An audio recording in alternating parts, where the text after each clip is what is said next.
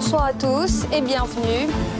Le verdict vient de tomber, 1 an de prison avec sursis, 2 millions d'amendes et interdiction de quitter Abidjan. Pour Yves Dembella, il a été condamné pour apologie du viol par le tribunal de première instance. Un verdict commenté par son avocat. La fondation Amadou Hampâté-Bâ est menacée par des travaux d'un immeuble en construction. C'est l'alerte que donne ce mercredi la fille de l'écrivain malien, invitant les autorités à réagir.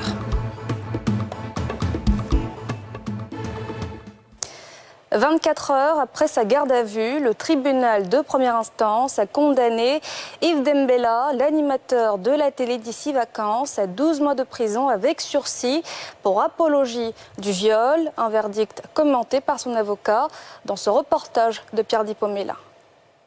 L'animateur de la télé d'ici vacances sur NCI, Yves Dembella, a écopé de 12 mois d'emprisonnement avec sursis et 2 millions de francs CFA d'amende pour apologie au viol dans une émission télévisée. Sentence rendue par le tribunal de première instance d'Abidjan. L'animateur est aussi interdit de paraître sur le reste du territoire ivoirien, en dehors d'Abidjan. Maître Dadje, son avocat, a réagi à ce verdict. Je tenais à dire que les circonstances de l'émission ont effectivement posé problème parce que ça choquait tout le monde, y compris les victimes de viol. Et j'ai apprécié l'attitude de M. Dembella de reconnaître qu'il avait de bonnes intentions quand il faisait l'émission, mais il a dérapé et qu'il s'excuse, il présente des excuses aux victimes, à toutes les femmes et à toute la nation ivoirienne. Pour moi, le verdict était un bon verdict parce qu'il a été condamné à 12 mois avec sursis. Le tribunal a apprécié le repenti et le mea culpa de M. Dembella, surtout sa sincérité, et a estimé qu'il fallait lui accorder un sursis. Voilà ce que je peux dire. L'invité de l'émission, Kader Traoré, dont la reconstitution d'un viol avec un mannequin sur le plateau a suscité une vague d'indignation, a été condamné, lui, à 24 mois d'emprisonnement ferme et 500 000 francs d'amende. Yves Dembella avait déjà subi les sanctions administratives de la Direction générale de la nouvelle chaîne ivoirienne et la ACA, haute autorité de la communication audiovisuelle. Les élections à la Fédération ivoirienne de football se dérouleront au plus tard le 20 décembre prochain. C'est l'assurance donnée cet après-midi par la présidente du comité de normalisation de la FIF. C'était au cours d'une conférence de presse en présence de Salif Alekwe et Fulgence Kissiedou. La présidente du comité de normalisation de la Fédération ivoirienne de football, Conor FIF, Mariam Gabala Dao, a fait un point ce mercredi de sa mission à la tête de cette instance fédérale. Selon Mariam Dao Gabala, les choses bougent bien, promettant des élections d'ici le 20 décembre 2021. Nous allons tenir les délais. Nous venons juste de regarder encore le chronogramme. Ce que je puis vous dire, c'est que nous allons tenir les délais et que les élections telles que nous l'avons prévues dans le nouveau chronogramme que nous avons fait vont se tenir au plus tard le 20 décembre 2021, au plus tard, comme je dis.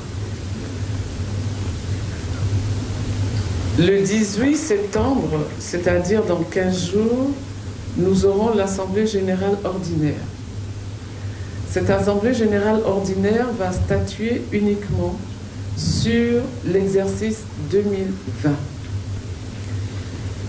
C'est une Assemblée générale statutaire. Il était important, même si nous sommes un comité de normalisation, de ne pas laisser un trou au niveau de l'histoire de la FIF. Et donc, nous avons décidé que cette Assemblée générale devait se tenir. Elle va se tenir le 18 septembre 2020. Le commissaire aux comptes a fait son travail. Le rapport d'activité a été bouclé. C'est vrai que c'est une année qui a été très difficile. C'est une année qui a eu des éléments marquants. Je dirais même que ça a été une année terrible pour la FIF. Arrêt des activités en mars 2020. Impossibilité de finaliser, d'aller au bout du processus électoral. Décès du président en exercice de la FIF. Je pense qu'il n'y a jamais eu une année aussi difficile pour cette organisation que cette année 2020. Que si on ne prend pas les mesures maintenant, alors que nous devons organiser la CAN bientôt, la vision que nous avons de dire il faut que le football ivoirien aille au sommet, cette vision, nous risquons de ne pas pouvoir l'atteindre parce que tout simplement, les clubs qui constituent les membres de la FIF n'ont pas été emmenés à avoir cette transition pour devenir des clubs professionnels comme requis par la CAF et par la FIFA. Par ailleurs, sur la situation de l'Africa Sport d'Abidjan, le CONOR FIF a décidé de proroger la fin du mandat du comité de normalisation dirigé par Yves Zogbo Jr. au 30 novembre 2021. Ce mandat était initialement prévu pour prendre fin mardi dernier. Le comité de normalisation a été mis en place le 14 janvier 2021 à l'initiative de la Fédération internationale de football association, FIFA, à la suite des désaccords dans le processus électoral de la FIF. Direction Tia-Salé, dans ce journal, la 3e édition des journées socio-culturelles et sportives a été consacrée ce mercredi à la célébration du mérite des meilleurs élèves de la ville dans une ambiance festive. Ces derniers ont reçu des prix du ministre du Budget et du portefeuille de l'État. Une occasion pour Moussa Sanogo d'exhorter les jeunes à la culture de l'excellence. À Tia-Salé, Timé Danger et Yarouna Zeba. Tia-Salé, localité à 115 km d'Abidjan, célèbre ses meilleurs élèves. Au centre des intérêts du jour, la lutte contre la tricherie.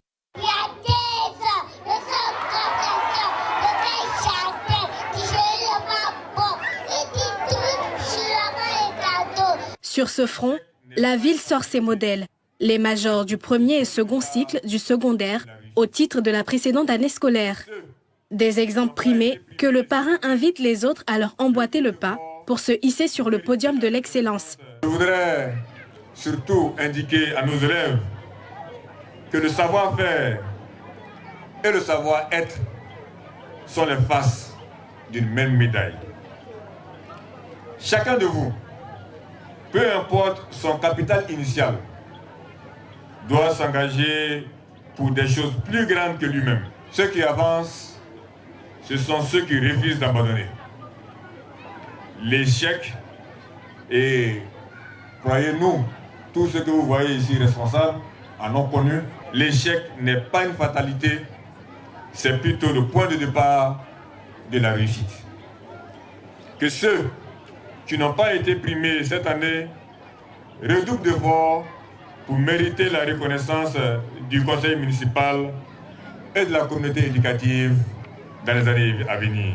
Bien avant, l'initiateur de la journée dédiée à l'école revenait sur les actions posées en faveur de l'éducation des enfants et le sens de son activisme sur cet axe stratégique des activités de la municipalité. L'éducation est une vraie priorité pour le conseil municipal. C'est d'ailleurs pour cela que nous venons de construire un centre d'informatique et d'action culturelle pour que les enfants aient accès à Tia-Salé ici à des salles multimédia. Il y a une salle multimédia pour les enfants du primaire, une salle multimédia pour ceux du secondaire et une bibliothèque numérique avec des livres pour les adultes et les autres cadres qui sont dans la ville, qui sont à la retraite.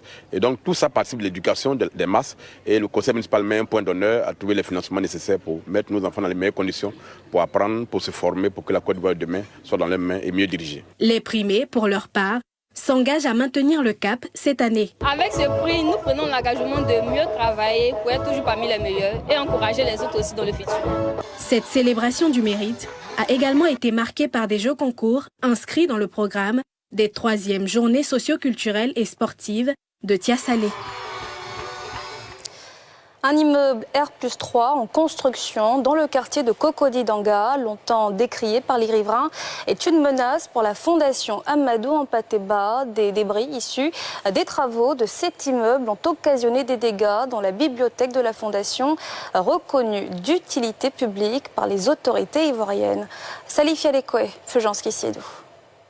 Abidjan Cocody-Danga. La construction de cet immeuble n'est pas du goût des riverains qui l'avaient dénoncé à travers plusieurs actions engagées depuis quelques mois. Selon les règles d'urbanisme en vigueur dans ce quartier, les constructions ne doivent pas dépasser le stade de R+1. La fondation Hampâté-Bâ, contiguë à ce bâtiment, en a fait les frais. Plusieurs parties du toit de la bibliothèque, qui abrite quelques 3000 livres, ont cédé sous le poids de briques, résultat des travaux engagés par le voisinage. C'est avec le cœur meurtri et beaucoup d'émotion que la patronne des lieux témoigne. à l'entame de la construction de ce bâtiment-là, le mur mutoyen, qui ne dépasse pas 50 cm, avait subi des dommages. Et nous l'avons signifié aux responsables, aux propriétaires, qui s'est engagé dans une lettre volage en disant qu'il s'engage à réparer ce qu'il n'a pas fait. Et là, depuis le 14 août, nous avons entendu des bruits, la reprise des travaux, et pour lesquels il ne nous a même pas informés. Et jusqu'à ce 18 août, où une planche transperçait la toiture pour briser 2-3 ordinateurs et blesser des archivistes documentalistes qui étaient en train de travailler. Il est de notre devoir individuel et collectif de préserver ce patrimoine universel. Donc on ne saurait comprendre que face à cette désacralisation, cette perte de valeur, que les gens ne puissent pas respecter ce legs que nous avons.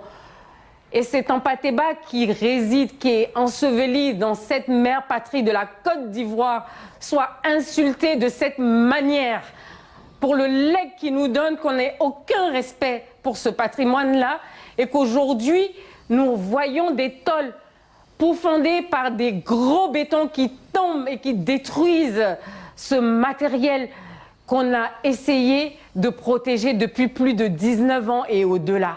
C'est un véritable scandale. Nous sommes écœurés. Rokiatou Mpatéba a de fortes inquiétudes quant à la préservation de ce riche patrimoine culturel créé en 2002 et reconnu d'utilité publique depuis 2013. Le propriétaire du bâtiment, mis en cause, qui estime qu'il est dans ses droits, poursuit les travaux malgré l'indignation collective des riverains. Des responsables du ministère de la Construction, venus constater les dégâts à l'appel de la Fondation, n'ont pas voulu s'exprimer face à notre caméra. C'est une très bonne nouvelle. Du pétrole brut et du gaz naturel ont été découverts dans le bassin sédimentaire de la Côte d'Ivoire. Une découverte majeure d'une société italienne en consortium avec Petroci. Selon un communiqué du ministre des Mines, du pétrole et de l'énergie ce mercredi, le potentiel peut être estimé de manière préliminaire jusqu'à 2 milliards de barils de pétrole brut et environ 1800 à 2400 milliards de pieds cubes de gaz associés. Dans l'actualité internationale, le Burkina Faso entend réformer son système de défense. C'est ce qu'a annoncé ce mercredi le gouvernement burkinabé. Depuis 2015, le pays est confronté à des attaques djihadistes de plus en plus fréquentes, des attaques qui ont fait plus de 1400 morts et contraint plus d'1 million de personnes à fuir leur foyer. Yéli Traoré. Qui fait face à des violences djihadistes d'une ampleur inouïe depuis 2015, entend désormais réformer son système de défense pour mieux endiguer le phénomène. C'est du moins le vœu des responsables sécuritaires du pays. Et cette réforme passera par une réorganisation des forces sur le terrain, un redécoupage territorial et une occupation des zones sous menace. Nous sommes dans une démarche de construction d'une gouvernance de sécurité nationale qui soit la plus transparente possible, mais également qui devrait nous permettre de faire face d'une manière beaucoup plus coordonnée, beaucoup plus cohérente et efficace, donc les défis sécuritaires de plus en plus accrus. Pour mener à bien cette audacieuse réforme sécuritaire, les autorités en appellent à l'unité nationale et à la cohésion pour faire face au péril du terrorisme. Nous avons besoin de mobiliser notre nation. Nous avons besoin que toute la nation se ressoude autour de l'essentiel. Aucune nation dans ce monde n'a pu vaincre les défis d'une telle acuité sans une unité nationale. Il s'agira pour nous de vaincre le péril terroriste et ses fléaux connexes par une réponse nationale holistique, rigoureuse, qui mobilise l'ensemble de la nation, qui développe une coopération avec les États voisins et la communauté internationale, tout en consolidant une cohésion sociale, en assurant la paix et le développement. Pays sahélien, le Burkina Faso est confronté depuis 2015 à des attaques de plus en plus fréquentes et meurtrières de groupes djihadistes affiliés à l'État islamique et à Al-Qaïda, visant civils et militaires. Ces attaques, parfois mêlées à des violences intercommunautaires, ont fait plus de 1400 morts et contraint 1,3 million de personnes à fuir leur foyer. La dernière en date, commise le 18 août contre un convoi des forces de sécurité escortant des civils dans le nord du pays, a fait 80 morts, 65 civils et 15 gendarmes. Et voilà, c'est la fin de ce journal. Merci de l'avoir suivi. Excellente suite de programmes sur la nouvelle chaîne ivoirienne.